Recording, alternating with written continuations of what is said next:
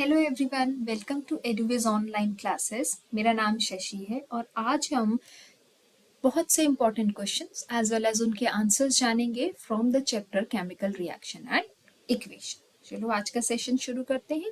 पहला क्वेश्चन हमारे पास आ रहा है, what is a chemical change. एक केमिकल चेंज क्या है? तो एक केमिकल चेंज परमानेंट चेंज होता है जिसमें न्यू सब्सटेंस बनता है। So chemical change is a permanent change in which new substance are form whose chemical properties are completely different from those of original substance। जिनकी chemical property जो है original substance से बिल्कुल अलग होती है। फॉर एग्जाम्पल एनसीईआरटी में आपको कुछ एग्जाम्पल्स मिलेंगे, जैसे कि ग्रेप्स गेट फर्मेंटेड। तो क्या ग्रेप्स फर्मेंट होने के बाद क्या नया सब्सटेंस बनाता है? वाइन बनती है, आप सभी को पता है। फूड इज कुक, फूड जो है जब पक जाता है तो उसकी प्रॉपर्टीज अलग होती हैं। Food gate digested in our body, खाना जब हमारी बॉडी में डाइजेस्ट हो जाता है तो उससे हमें एनर्जी मिलती है। So in all the above examples some new substances is formed that have completely different property from initial substance. Okay, hence chemical reaction brings change in chemical properties of matter and we get new substances। तो एक chemical change में जो है वो permanent change है और उसमें हमें न्यू सब्सटेंस मिलते हैं। और न्यू सब्सटेंस की खास बात क्या होती है कि उस नए बने सब्सटेंस की सारी प्रॉपर्टी जो है ओरिजिनल सब्सटेंस से अलग होती है। तो ये है एक केमिकल चेंज। ओके, अब नेक्स्ट क्वेश्चन की ओर चलते हैं जो कहता है what is chemical reaction. Chemical reaction है क्या? ध्यान से देखें। Whenever a chemical change occur, we can say that a chemical reaction has taken place। कभी भी अगर एक chemical change हो रहा है तो वहां पे हम कह सकते हैं कि यहाँ पे chemical reaction भी हुआ है। Chemical reaction mainly क्या है? Breaking of bond, जो bond है उनका टूटना और नए bond का बनना, ठीक है, between the atoms to produce new substances। The substances that undergo chemical change are called reactant। तो जो सब्सटेंस जो है केमिकल चेंज में इनिशियली हम लेते हैं या शुरुआती जो हमारे पास सब्सटेंस होते हैं उन्हें हम रिएक्टेंट कहते हैं, ठीक है, और जो नया सब्सटेंस बनता है उसे हम प्रोडक्ट कहते हैं। तो एक केमिकल रिएक्शन में कौन सी दी चीजें हैं? रिएक्टेंट, उनसे मिलकर बनने वाला प्रोडक्ट। फॉर एग्जाम्पल यहाँ पे हमारे पास है हाइड्रोजन, इसमें हमने क्या ऐड किया? ऑक्सीजन। तो ये हमारा क्या हो गया? रिएक्टेंट। ये हमारे हैं रिएक्टेंट। वहीं जो हमें वाटर H2O मिला वो क्या है? हमारा प्रोडक्ट। तो जब भी एक केमिकल रिएक्शन होता है, जो रिएक्टेंट के बीच में जो बॉन्ड है वो टूटते हैं और नए बॉन्ड बनते हैं जिसके थ्रू प्रोडक्ट हमारा बनता है। नेक्स्ट क्वेश्चन की तरफ चलते हैं। नेक्स्ट क्वेश्चन कहता है what is a chemical equation. Okay, what is a chemical equation. Chemical equation क्या है? तो एक chemical equation is a symbolic representation. क्या है? एक सिंबॉलिक रिप्रेजेंटेशन है of a chemical reaction using chemical formula of the substances. Chemical formula का use करते हुए जब हम एक केमिकल रिएक्शन को लिखते हैं वो कहलाती है chemical equation. okay, so using chemical formula of substances involved in chemical reaction and the product formed in the reaction। okay, the description of a chemical reaction in a sentence form is quite long। अगर आप एक chemical reaction को एक sentence के form में लिखें तो बहुत लंबा हो जाता है। It can be written in shorten form as a chemical equation. तो उस बहुत लंबे लंबे सेंटेंस से बचने के लिए हम उस केमिकल इक्वेशन को केमिकल रिएक्शन को किस फॉर्म में लिखते हैं? केमिकल इक्वेशंस के फॉर्म में लिखते हैं। अब जो केमिकल इक्वेशन है उसमें पहले आता है वर्ड इक्वेशन। वर्ड इक्वेशन क्या है? It shows the change of reactants to product through an arrow placed between them। The reactants are written on left hand side and with plus sign between them। Similarly, products are written on right hand side with plus sign between them। And overheaded points toward the and arrowhead points toward the product and shows the direction of the reaction as। okay? जैसे कि यहाँ पे आप देखो, अगर एक एक चीज देखते हैं, मैग्नीशियम और ऑक्सीजन ये दोनों क्या है? रिएक्टेंट। ये हमने कहाँ पे लिखे हैं? लेफ्ट हैंड साइड पे। तो रिएक्टेंट कहाँ लिखा गया है? लेफ्ट हैंड साइड पे। और जो रिएक्टेंट है उनके बीच में कौन सा साइन है? Plus sign.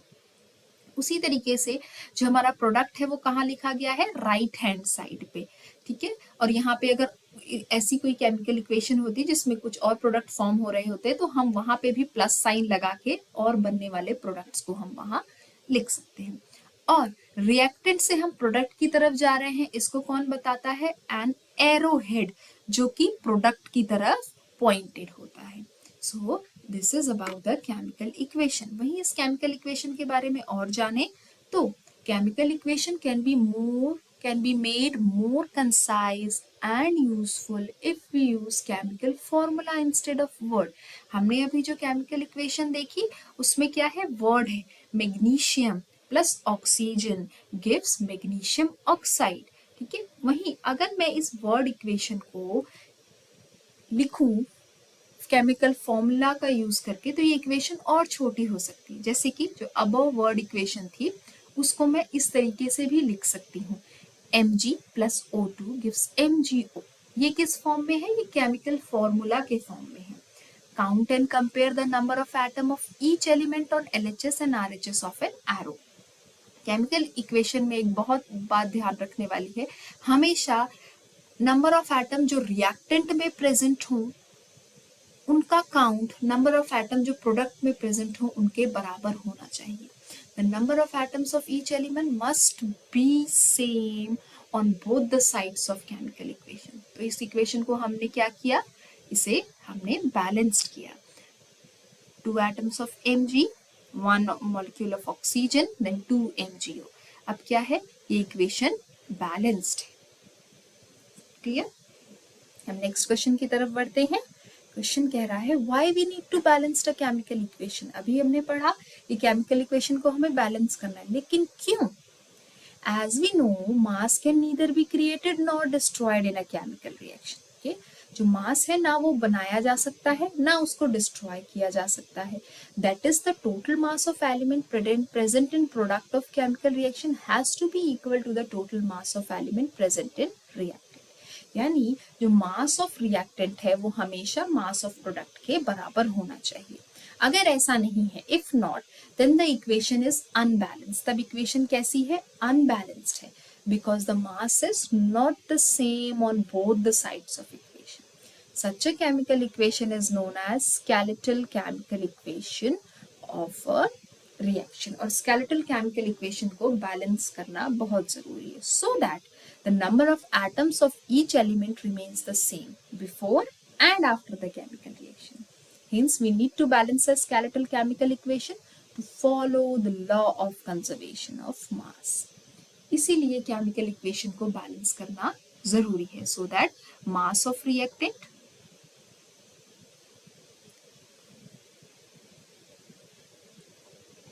should be equal to mass of product. इसलिए हमें केमिकल रिएक्शन को बैलेंस करना बहुत जरूरी है। अब नेक्स्ट क्वेश्चन की तरफ चलते हैं। क्वेश्चन कह रहा है how we came to know about occurrence of a chemical reaction. हम इतना केमिकल रिएक्शन के बारे में तो पढ़ रहे हैं, पर हमें पता कैसे चलेगा कि केमिकल रिएक्शन हो रही है?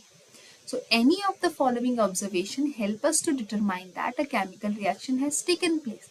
इनमें से कोई सारी ऑब्जर्वेशन, कोई भी एक ऑब्जर्वेशन अगर आपको दिखती है किसी केमिकल रिएक्शन में, केमिकल चेंज में, तो आप कह सकते हैं कि हाँ केमिकल रिएक्शन हो रही। जैसे कि change in state, change in colour, evolution of gas, change in temperature and formation of precipitate. इनमें से कोई भी अगर हमें केमिकल रिएक्शन हो रही है पता लग जाएगा अगर इनमें से कोई भी हमें चेंज होता दिख रहा है। नेक्स्ट क्वेश्चन की तरफ चलते हैं। क्वेश्चन कह रहा है why after few days of white washing wall gives a shiny appearance. जब आप व्हाइट वॉश कराते हैं उसके 2-3 दिन के बाद, आप 4 दिन के बाद देखेंगे कि वॉल का जो कलर है और शाइनी हो गया। व्हाई? सो एनसीईआरटी में क्या आंसर दिया है? A solution of slaked lime is used for white washing wall. एक जो सोल्यूशन है स्लेक्ड लाइम का, जिसे हम कैल्शियम हाइड्रोक्साइड भी कहते हैं, वो यूज होता है व्हाइट वॉशिंग में। Calcium hydroxides react slowly with the carbon dioxide in air to form a thin layer of calcium carbonate on the walls. ये जो कैल्शियम हाइड्रोक्साइड है ये धीरे धीरे जो हमारे एटमॉस्फेयर में जो कार्बन डाइऑक्साइड प्रेजेंट है उसके साथ रिएक्ट करता है और बनाता है कैल्शियम कार्बोनेट। तो वॉल के ऊपर एक बहुत पतली सी थिन सी लेयर किसकी बन जाती है? कैल्शियम कार्बोनेट की। और ये जो कैल्शियम कार्बोनेट है ये 2 से 3 दिन बाद बनता है व्हाइट वॉशिंग के, और इसी कैल्शियम कार्बोनेट की वजह से क्या होता है? शाइनी फिनिश आती है वॉल पे।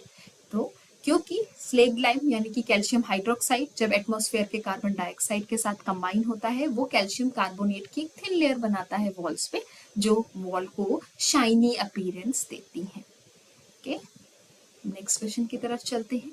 What are different type of chemical reaction? वो डिफरेंट टाइप की कौन सी केमिकल रिएक्शन है जो हम इस चैप्टर में पढ़ेंगे? पहली है combination reaction, decomposition reaction, displacement reaction, double displacement reaction and the oxidation and reduction reaction. ठीक है, हम इन रिएक्शंस को डिटेल में नेक्स्ट वीडियो में पढ़ेंगे। तब तक के लिए नेक्स्ट क्वेश्चन पे चलते हैं। What is reactivity series of metal? Metal की रिएक्टिविटी सीरीज क्या है? सो मेटल्स की एक रिएक्टिविटी सीरीज होती है, और अगर इस सीरीज में मेटल्स की जगह हम नॉन मेटल की लिस्ट बना लें तो वो नॉन मेटल्स की रिएक्टिविटी सीरीज हो जाती है। फिलहाल हमें नॉर्मली जो हम मेन क्वेश्चन सॉल्व करते हैं वो मेटल्स पे सॉल्व कर रहे हैं, इसलिए मेटल्स की रिएक्टिविटी सीरीज को देख लेते हैं। रिएक्टिविटी सीरीज क्या है? लिस्ट है मेटल्स की। ठीक है, अगर यही मेटल नॉन मेटल की लिस्ट बना दी जाए तो ये reactivity series of non metals हो जाएगी। Reactivity series is a list of metals arranged in decreasing order of reactivity. ध्यान रखने वाली बात क्या है, जब हम ऊपर से नीचे आएंगे तो रिएक्टिविटी घटेगी, यानी सबसे ज्यादा अगर मैं रिएक्टिविटी की बात करूं तो रिएक्टिविटी किसकी होगी? सबसे ज्यादा रिएक्टिविटी होगी पोटेशियम की। ओके, और जैसे जैसे हम नीचे आते जाएंगे, यानी सबसे ज्यादा रिएक्टिविटी पोटेशियम की, देन सोडियम की, फिर कैल्शियम की, उसी तरीके से सबसे कम रिएक्टिविटी किसकी हो जाएगी? गोल्ड की होगी। ओके, सो जब हम जैसे जैसे इस सीरीज में नीचे आते जाते हैं रिएक्टिविटी घटती जाती है। Most reactive metals are placed at the top of the series while least reactive metal are at the bottom of the series. सबसे रिएक्टिव मेटल कहाँ है? टॉप ऑफ द सीरीज पे, और लीस्ट रिएक्टिव कहाँ है? lowest of the lower or bottom of the series पे। If we take any two metal in the series, अगर किसी दो मेटल को मैं सीरीज में से ले लूं तो जो मेटल हायर पोजीशन पे होगा वो लोअर पोजीशन वाले मेटल को उसके सॉल्ट सोल्यूशन से डिस्प्लेस कर देगा, यानी उसके सॉल्ट सोल्यूशन में से उसे हटाकर खुद उसकी जगह पर आ जाएगा। तो हम इसके बारे में डिस्प्लेसमेंट रिएक्शन में और डिटेल में पढ़ेंगे, जो कि आपको नेक्स्ट वीडियो में देखने को मिलेगा। सो नेक्स्ट क्वेश्चन आता है कोरोशन क्या है? ठीक है, so when a metal is attacked by substances around it such as moisture, acid etcetera, it is said to corrode and this process is called corrosion. जब भी कोई मेटल अपने आसपास के मॉइस्चर की एसिड के कांटेक्ट में आता है तो उस प्रोसेस को हम कहते हैं कोरोशन। कोरोशन जो है बहुत काफ़ी हार्मफुल है, बिकॉज ये कार बॉडीज को, ब्रिजेस को, आयरन रेलिंग्स को, शिप्स को, और मैक्सिमम ऑल द ऑब्जेक्ट जो कि मेटल के बने हुए, स्पेशली दोज ऑफ आयरन, उनको बहुत काफ़ी डैमेज करता है। आयरन इसलिए कह रहे हैं क्योंकि आयरन जो है वो हमने मोस्ट कॉमनली देखा है रस्टिंग, जिसे हम रस्टिंग ऑफ आयरन कहते हैं। So the black coating on silver and the green coating on copper are other example of corrosion. Corrosion सिर्फ और सिर्फ आयरन में ही नहीं होता, जैसे सिल्वर के घर, आपके घर में कोई ऑर्नामेंट हो, उन पे आप देखेंगे कुछ टाइम के बाद ब्लैक कोटिंग आ जाती है। ओके, और ग्रीन कोटिंग आ जाती है कॉपर के बने किसी शो पीस पे या कोई यूटेंसिल हो आपके घर में। क्यों? क्योंकि उसने इन्वायरमेंट के मॉइस्चर के साथ रिएक्शन किया है और उसमें कोरोजन हो गया। नेक्स्ट इंपॉर्टेंट पॉइंट है rancidity. Rancidity is a condition in which oxidation of fats and oil present in food gives it an unpleasant flavor and smell. Rancidity makes food undesirable for consumption. Rancidity एक condition है जिसमें जो food है जिसमें mainly oil present है वो क्या है, इन्वायरमेंट के ऑक्सीजन के कांटेक्ट में आके अनप्लीजेंट फ्लेवर और स्मेल देता है, जिसकी वजह से वो हमारे कंज्यूम करने लायक नहीं होता है। बहुत सिंपल सा एग्जांपल है, मान लो आपको एक चिप्स का पैकेट खरीद के लाए, आपने उस पैकेट को खोला, आपने आधे पैकेट का चिप्स खाया और आधा आपने रख दिया, और 2-3 दिन बाद आप देखेंगे वो जिस चिप्स का टेस्ट है वो बदल गया है। क्यों? क्योंकि चिप्स जो है आपको पता है ऑयल में फ्राई होते हैं, और जब वो ऑयल, क्योंकि पैकेट आपका खुल गया था, ओपन कर दिया था आपने उसे, तो वो ऑक्सीजन के कांटेक्ट में आके उसका ऑक्सीडेशन हो गया है, जिसकी वजह से अब वो कंजम्पशन करने लायक नहीं है या उसका टेस्ट हमें अब अच्छा नहीं लगता है। Usually substances which prevent oxidation are added to foods containing fats and oil. Okay?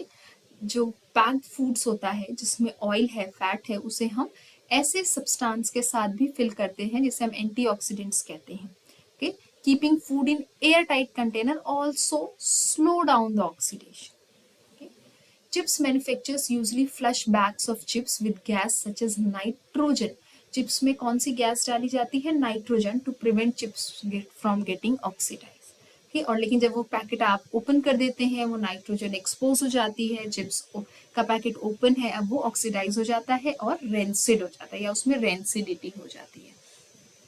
सो ये जो है इंपॉर्टेंट कंसेप्ट और क्वेश्चंस थे from the chapter chemical reaction and equation. So everyone, अब हम क्लास के एंड पे हैं।